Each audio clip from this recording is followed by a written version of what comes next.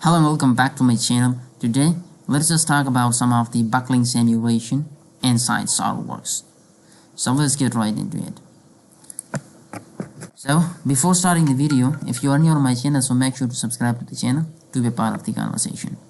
I want to click on the new and let me just create a a column, plain white, and extruded both base. Choose the top plane and add a circle like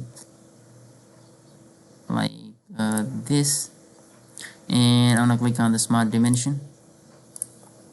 Let me just define the diameter of 50 mm, and I'm gonna hit OK and exit the sketch. And let me just define 500 units of the extrusion length, and it's fine. And now I'm gonna click on the simulation. I'm gonna click on the new study, and right now I wanna click on the buckling and I wanna hit OK. See? And right now I wanna click on the apply certain materials, because the column must be made of certain materials, specific material. For that you have to define any materials, apply and close. Once you apply the materials, then you have to fix this beam from somewhere else. I'm going to fix this beam from the bottom. Okay, and once you done this, then you have to apply certain force on it, on this top. And suppose I want to define 120 Newton of force in the perpendicular direction to this surface. And once you're done with this, then you can generate and create a mesh as well, so that you're able to define the stress strain and elongation at each point, or if there is certain openings within this beam, the mesh will not be created and you might not get the proper results in the simulation. And now the next thing is to just run this study.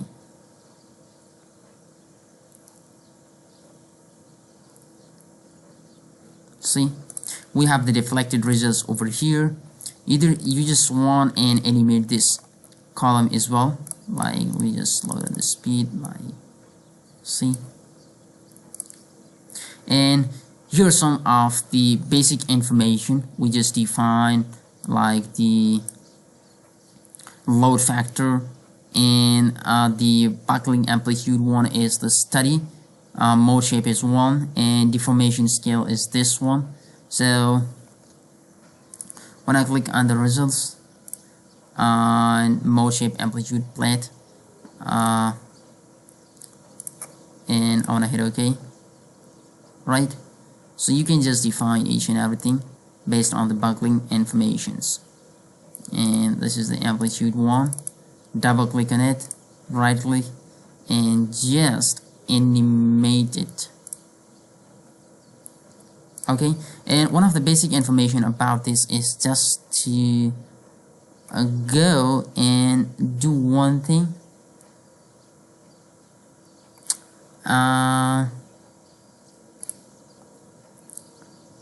You can just do and click on the compare results, and I want to hit OK.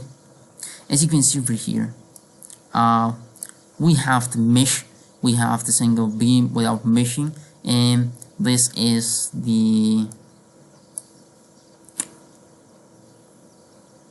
different sections, like we have the buckling amplitude 1, buckling amplitude 2, and I'm just extracting this right now. And when I click on the results, save all plus is JPG file and to the desktop, and I'm just like OK. And it might take certain times, and see, we have the JPG files over here, like as you can see over here. So that's all about the buckling simple informations. And so as we have the buckling formula, and from that we have the elasticity, and we have the moment of inertia, and we have load factor over there, right? So simply we just put the values in that formula by just putting the same values over here inside SolidWorks simulation. You'll be getting the same value of the load factor, right? Once you define P over there from that formula, you'll be getting this value.